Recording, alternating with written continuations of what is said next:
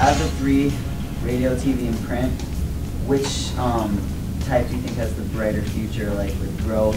I think all three, but I think the way that newspapers, and I don't pretend to know the newspaper business, I can barely get it out of the plastic thing in the morning. But you know, it's become as important as our radio station, the website. It's like a newspaper that's constantly changing the headlines and constantly, you know, reading the stories. But I think each one of those will grow in a different way.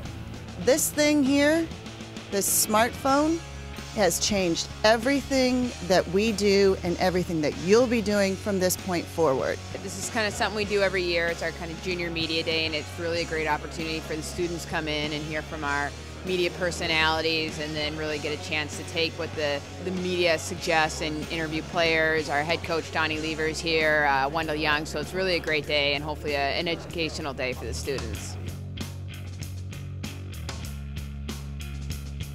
I do this every year because I feel like I have a responsibility to help kids out.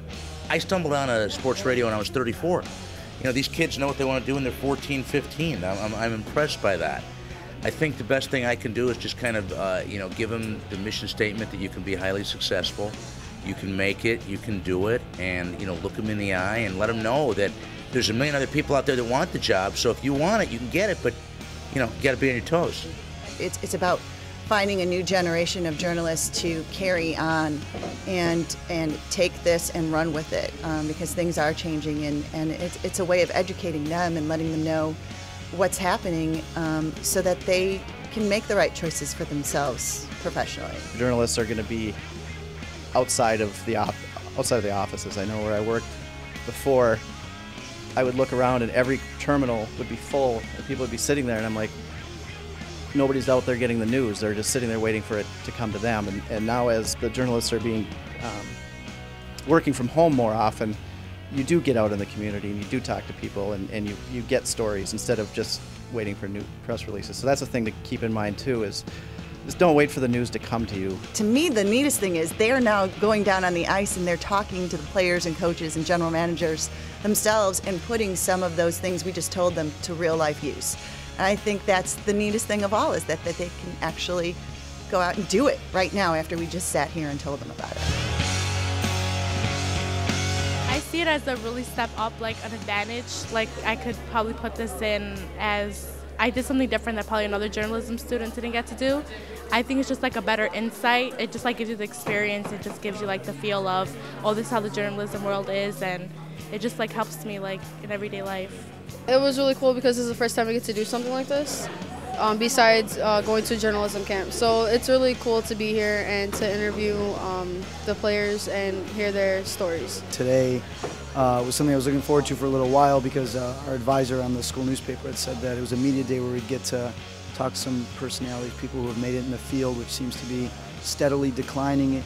And it's nice to hear some success stories and to see that it really is possible to achieve success, so to speak, in the field. Yeah, you know, I'm really excited. It was a pretty cool opportunity to, you know, meet the players and everything. No, I've never had an opportunity like this, but it's incredible. I think it was awesome. It's nice to see. They probably think it's awesome to get out of class, first of all, and be able to come here. But I think for somebody coming here and as a students like that, just to meet a lot of people in the media first of all, and then to meet the players and everything, I think it's a great thing for them, and it's a great program. I think they all are enhanced by it, and I think it's a great program for them to learn, and there's nothing like doing live interviews.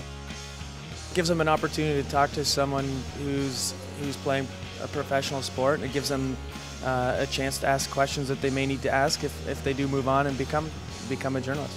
It's great. I mean, you know, anytime you can interact with a younger crowd, and they have, I mean, they're loaded with questions. A lot of them I haven't heard before, so it's always fun to entertain. I mean, we can only fulfill so much. We want to make sure it's a program of quality over quantity until kids get the access to the personalities, to the players, to the coaches that they need. So the event was filled pretty rapidly. So I think once the students and the schools come out one year, they kind of see the value of it, and we get a lot of returning schools with different students, so each having a different opportunity to learn.